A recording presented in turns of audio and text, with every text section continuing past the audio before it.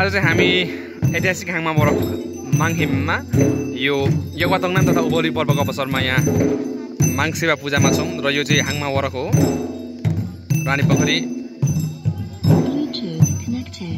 अनि यहाँ चाहिँ बस्ने ठाउँ अनि यहाँ चाहिँ हाम्रो गाउँका भक्तजनहरू आउनु भएको छ।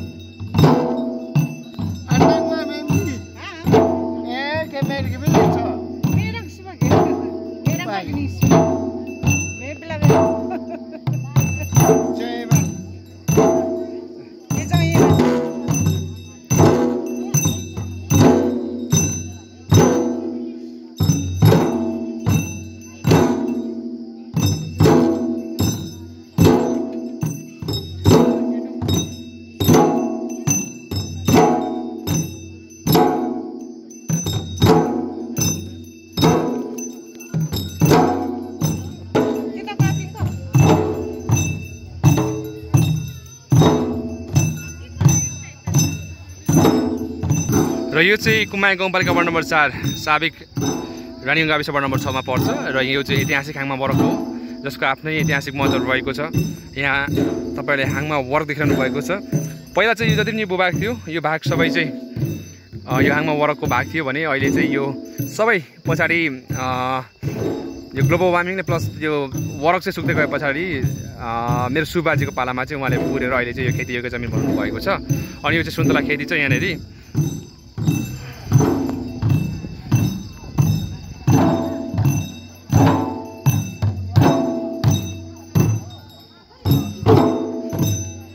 माङहिम चाहिँ यहाँ रहेको छ।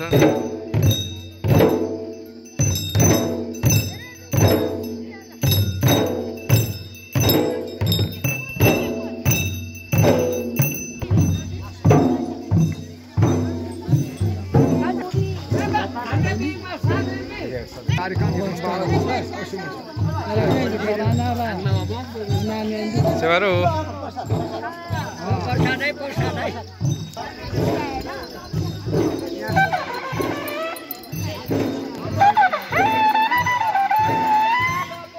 र यहाँ चाहिँ नौमती बाजा रहेको छ।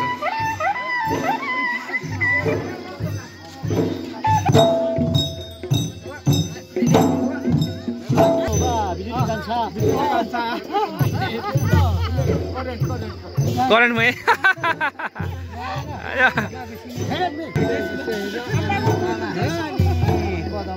होइन तपाईँ भनेको अहिले भयो यो यहाँ हाम्रो माङ प्रसाद हाम्रो हरक तपाईँले प्रष्ट छ मलाई प्रष्ट छ यो होइन नेची भर्याङमा जोडिदिएको छैन पुरै मन दुई बाटो आभारी सोच्नु यो मलाई साह्रै समस्या छ।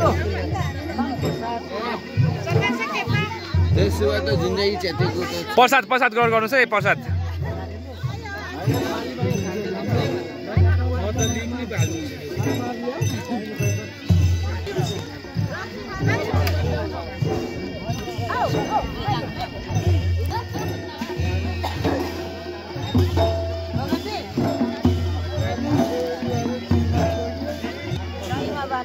ल के ल्याऊँ?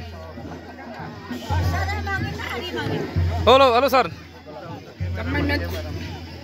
हेलो ल आज हाम्रो पूजामा चाहिँ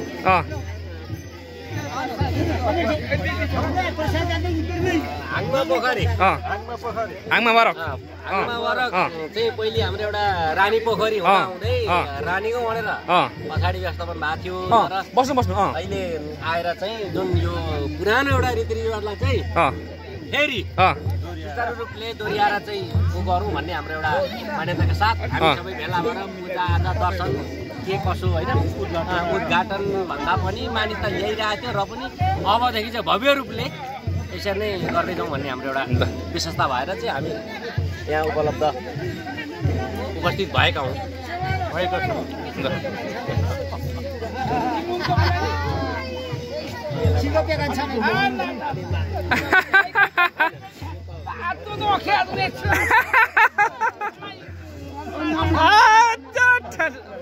पाहुनाहरू 7 नम्बरको पनि आउनु भएको छ है